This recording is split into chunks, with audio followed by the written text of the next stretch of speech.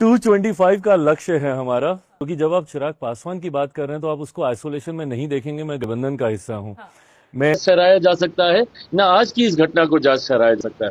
हकीकत यह है कि अगर एक भी आपराधिक घटना होती है, इस बार लगता है कि चिराग पासवान पूरी प्लानिंग करके बैठे हैं। मैं परिवारवाद को ज्यादा बढ़ावा अब नहीं देना चाहूंगा। यानी छोड़ने वाले में से नहीं है और उसी तरह का शंखनाद करते हुए नजर आते हैं। और तो कहते ही हैं, डरता तो मैं भैया किसी से नहीं हूं।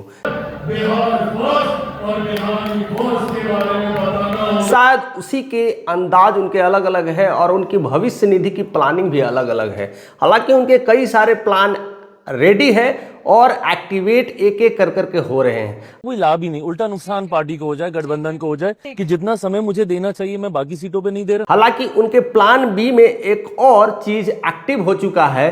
अब चिराग पासवान अपने जीजा अरुण भारती को कहीं एक सीट से लड़ाने वाला है, जो कि हम आज चर्चा करेंगे, और उनको डिप्टी सीएम बनाने के फिराक में है। हालांकि बीजेपी की तरफ से तो दो डिप्टी सीएम है, लेकिन इस बार माहौल कुछ अलग है, इस बार सोच कुछ अलग है, इस बार तरीका कुछ अलग है।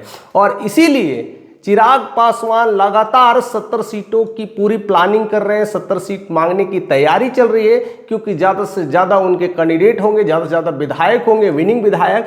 तो क्या चिराग पासवान बिहार से विधानसभा का चुनाव लड़ेगा? तो हाँ, मैं बिहार से चुनाव लड़ूंगा। तो अपने मंत्री पद के बात रख सकते हैं। एक तरफ चिराग पासवान अरुण भारती को डिप्टी सीएम बनाने के लिए पूरी अग्रसर भूमिका में है, वहीं दूसरी तरफ अरुण भारती अपने साले चिराग पासवान को मुख्यमंत्री बनाने के फिराक में है। दोस्तों, बड़ा खेल मजेदार होने वाला है। चैनल पे बने रहिए, नए हैं तो सब्सक्राइब कर दीजिएगा, क्योंकि ये सब खेल तो चलता रहेगा, लेकिन दिलचस्प मामला होने वाला है। जीजे और साला ने दोनों ने कमर कस लिया है और एक को मुख्यमंत्री तो दूसरा को डिप्टी सीएम बनाने के फिराक में यह खेल बड़ा तेज पकड़ता हुआ जा रहा है। इससे पहले हमने कई बार चर्चा की है और हाल ही में मुजफ्फरपुर के MIT कॉलेज में पूरी तरह से शंखनाद हो रहा था। बिहार का सीएम कैसा हो, चिराग पासवान जैसा हो के नारे लग रहे थे और चिराग पासवान भरे मन से कह रहे थे, भैया डरता तो मैं किसी से नहीं हूँ, शेर का बेटा हूँ। ऐसे तमाम चीज़ें हो रही थी। इस बात का रिफ्लेक्शन हो रहा था कि अब चिराग पासवान कुछ बड़ा करने वाले, उनके मन में कई सारे ऐसे विचार हैं, कई सारी चीज़ें सोच रहे हैं, कई सारे प्लान बना रहे हैं। और वैसे में चिराग पासवान अब जमुई के एक सिकंदरा सीट है, सिकंदरा विधानसभा की सीट है, वहां पर उतारने की कोशिश कर रहे हैं, क्योंकि जमुई उनका गढ़ है। कहीं ना कहीं चिराग पासवान 2 बार से वहां सांसद रहे हैं और इस बार के सांसद खुद अरुण भारती जमुई से है। तो जमुई का एक सिकंदरा सीट है, वहां से वह चुनाव लड़ सके, विधायकी चुनाव लड़ सकते हैं और वहां से सीट कहीं ना कहीं क्लियर हो जाएगा, फतह हो जाएगी। तो कहीं ना कहीं वो डिमांड पूरी करेंगे कि सीएम तो नहीं तो डिप्टी सीएम बनाने की मांग चल रही है। डेवलपमेंट ऑफ माय राज्य हम लोगों ने क्या किया, और ऐसे में अगर मंत्रिमंडल पद पर वैसे रहेंगे तो अपने लोगों की सेवाएं करेंगे। जो कुछ उनका विजन है, मिशन है और उनका जो गोल है बिहार फर्स्ट, बिहारी फर्स्ट की नीतियों का, वो शायद वह उस पर खरे उतर सकते हैं। और इसी को लेकर के पूरी तैयारी चल रही है और इसी बात को लेकर के भी बीजेपी में हड़कंप भी चल रहा है। हालांकि नीतीश कुमार भी टेंशन में आ गए होंगे कि ये करना क्या चाहता है। उधर जीताराम मांझी की अलग ही बागडोर संभाल लेकर के चल रहे हैं, कुशवाहा अलग नीतियों पर चल रहे हैं। उसमें बरसों बरस समय लगता है, इसलिए हम कह रहे हैं कि कुशवाहा भी बार बार यह कह रहे हैं कि नीतीश जी का अब सत्यानाश होने वाला है, पूरी तरह से उनका टिकट खत्म होने वाला है। ऐसे में चिराग पासवान की ये नई चिंगारी और भी नीतीश को भड़का रही होगी और कहीं न कहीं इस बात को भी मानने को तैयार है कि अब जरा सा भी इधर उधर हुआ तो हमारा पत्ता साफ है। दूसरी तरफ बीजेपी में भी प्रेशर पॉलिटिक्स बनाने की कोशिश की जा रही है कि अगर नीतीश कुमार की स्थिति अगर बिगड़ती है या कुछ होती है या प्रॉब्लम्स होती है तो चिराग पासवान को सीएम कैंडिडेट की घोषणा की जाए। हालांकि ऐसी लगातार मीटिंगें चल रही है, ऐसी तमाम कुछ कोशिश की जा रही है, लगातार लोक जनशक्ति पार्टी में ऐसा भूचाल लाने की कोशिश की जा रही है और संकल्प लेकर निकला हूं। ऐसे वैसे सीटों पर अपने अपने शंखनाद करने की कोशिश कर रहे हैं। हालांकि पिछले बार जो सीट चिराग पासवान ने अभी 137 सीट पे उतारे थे, इसका मतलब क्लियर है कि 137 सीट के विधायकी रेडी है। लेकर निकला हूं 2020 में सिर्फ और सिर्फ बिहारी अस्मिता के लिए। वो चाहेंगे कि फिर से हम अपने चुनाव लड़े, क्योंकि उस समय उनका ज्यादा कोई दबदबा नहीं था। चिराग पासवान का एक अपना रुतबा नहीं बना पाए थे, अपनी अपनी लोकप्रियता बनाने में लगे थे। इस बार चिराग पासवान काफी हाईलाइटेड हो चुके हैं, मंत्री बन चुके हैं और 5 सांसदी लेकर के अब मैदान जंग में उतरेंगे। तो उनके जो 137 विधायक हैं ऑलरेडी पूरी तरह से शंखनाद करने के लिए तैयार हैं। तो जरा सा भी इधर उधर हुआ और 70 सीट की डिमांड अगर पूरी नहीं हुई तो हो सकता है मैं बिहार की 243 सीटों पर चुनाव लड़ूंगा कि वह पूरे 243 सीट पे लड़ सकते हैं। और दूसरी जो बात है वो खास करके सीएम कैंडिडेट को लेकर के है, यानी प्रेशर्स बनाने की कोशिश की जा रही है।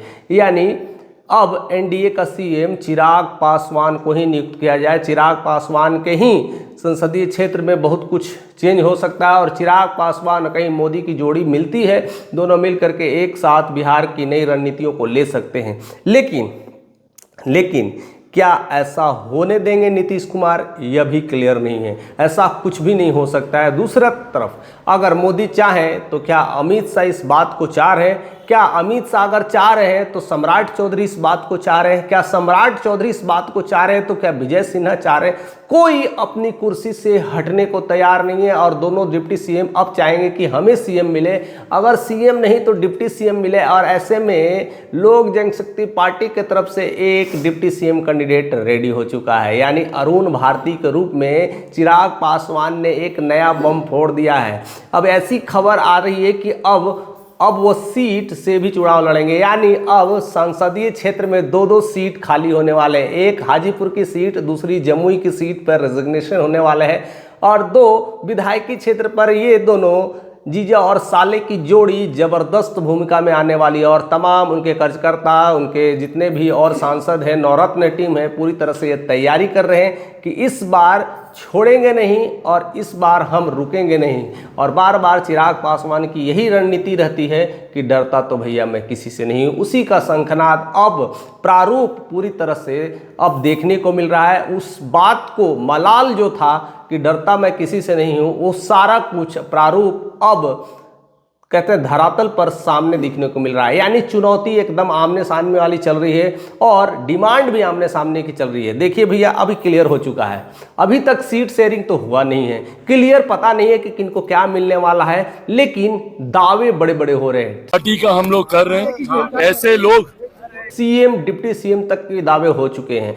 ऐसे में बाकी घटक दल के लोग हैं, जो कुशवाहा जी हैं, इतने बड़े साम्राज्य की विरासत के लोग हैं, या फिर जीताराम मांझी हो, 12 बरस से चाहे वो सम्राट चौधरी हो या विजय सिन्हा हो, सबके चेहरे की हवाइयां उड़ती जा रही है। लगता है कि अब क्या क्या गुल खिलाएंगे और क्या क्या कुछ होने वाला है। ऐसे में चिराग पासवान को भी रखें कि ना रखें, इसको लेकर के भी संकट गर्मा रही है। अगर नहीं रखे तब भी प्रॉब्लम है, रखे तब भी प्रॉब्लम है। और ऐसे में 2 धारी तलवार में फंस चुकी है, एक म्यान में 2 तलवार वाली बात हो चुकी है। ऐसे में क्या कर पाएगी एनडीए सरकार, ऐसे में क्या कर पाएगी बीजेपी और जेडीयू की जोड़ी, कैसे कैसे सीटों का बंटवारा करेंगे और कैसे कैसे अगर सीट का बंटवारा कर दिए तो मंत्रिमंडल का गठन कैसे कर पाएंगे।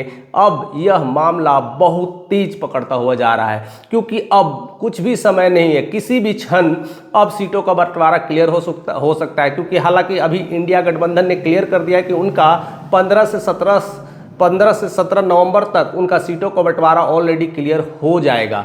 और ऐसे में अभी बीजेपी की मामला फंसी हुई है। देखते हैं कि ये भी बहुत जल्द विद इन ए वीक ये सब सारा मामला सुलझा लिया जाएगा। लेकिन जिस तरह से चिराग पासवान और उनके नवरत्न टीम, उनके जितने सांसद हैं, ज़्यादा से ज़्यादा सीटों की डिमांड कर रहे हैं, कम से कम 70+ की आंकड़ा को तैयार लेकर के बैठे हैं।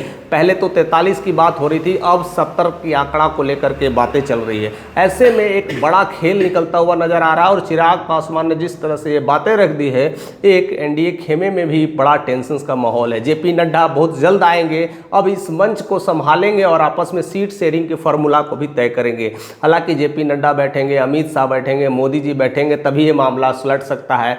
अदरवाइज अकेले चाहे तो अमित शाह इस मामला को सुलटा ले, यह संभव नहीं है, क्योंकि अमित शाह और कहीं ना कहीं नीतीश की जोड़ी सेट नहीं हो पाती है और ऐसे में मामला फंस सकता है और भी बड़े बड़े मंत्रिमंडल या फिर दूसरे पार्टियों को लोग जो खास करके बीजेपी अलायंस है उनको बुलाने की कोशिश की जाएगी। में भी चंद्रबाबू नायडू आ सकते हैं, क्योंकि उनके नीतीश के साथ बैंड एकदम अच्छा बैठता है और ऐसे में साथ मिलकर के आसपास में विस्तार कह सकते हैं ना प्रस्ताव रखा जाएगा और उस पर सहमति की जाएगी। जिस तरह से नीतीश कुमार 102 सीटों पर लड़े हैं, अब क्या कुछ होने वाला है, क्योंकि अगले न्यूज़ में, अगले ही वीडियोज़ में एक और मैं धमाकेदार वीडियोस में बनाने वाला हूं, क्योंकि एक और नई पार्टी की एंट्री हो रही है, उसकी शुरुआत हो चुकी है और उसमें भी कहीं ना कहीं वो एनडीए के साथ खास करके मोदी और शाह से बातचीत भी हो चुकी है और उन्हें 29 सीट भी देने के लिए तैयारी और हामी भर चुकी है। ऐसे में खेल बड़ा खराब हो गया है एनडीए का।